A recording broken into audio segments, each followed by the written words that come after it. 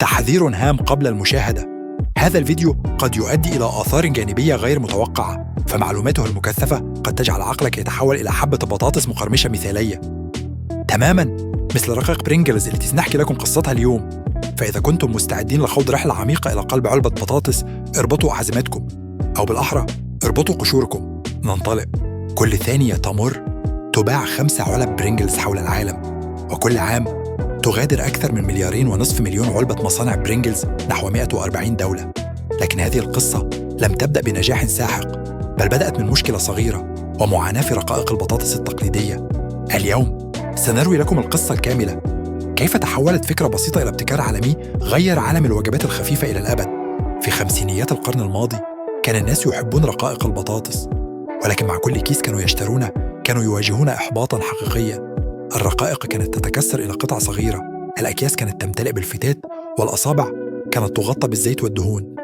كانت هذه الفوضى مصدر شكاوى مستمرة. صحيح أن الطعم كان لذيذاً، لكن التجربة نفسها كانت فوضوية ومزعجة. الشركات الكبرى شعرت بالخطر: إذا لم تجد حلاً لهذه المشاكل قد تخسر ثقة المستهلكين. ومن هنا بدأت رحلة البحث عن رقاقة مثالية.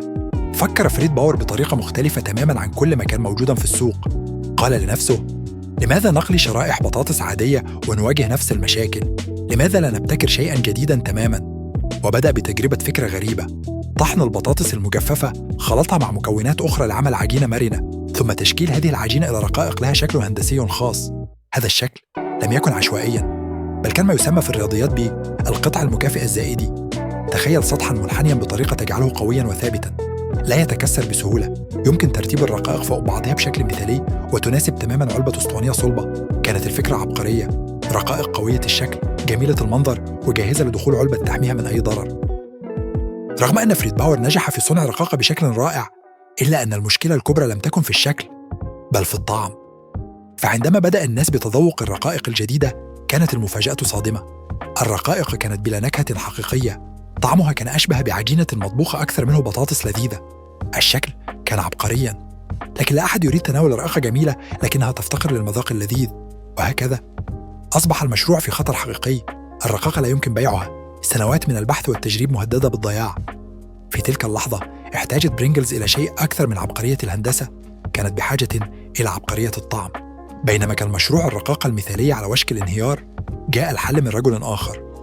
العالم الغذائي ألكسندر ليبا دخل على الخط، ومع خبرته في تطوير النكهات بدأ يعمل على المهمة الأصعب: كيف يجعل الرقاقة الجميلة لذيذة أيضاً.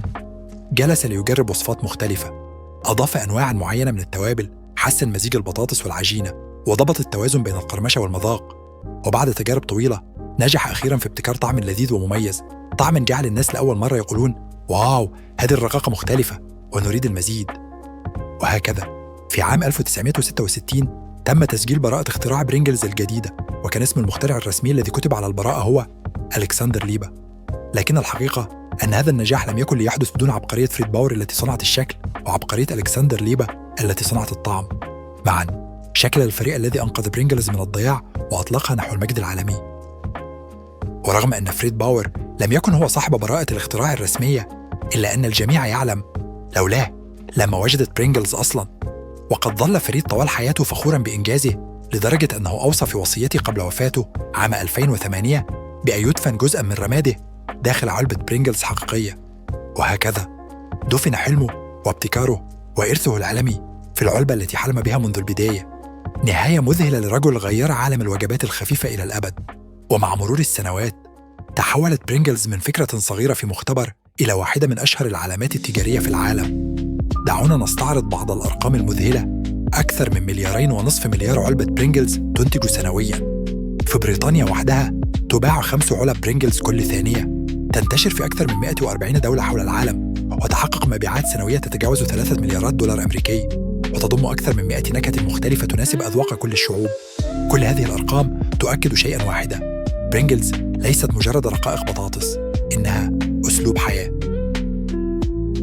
في كل مرة تفتح علبة برينجلز تذكر أن وراء كل رقاقة قصة عبقرية ومثابرة وشغف لا ينتهي.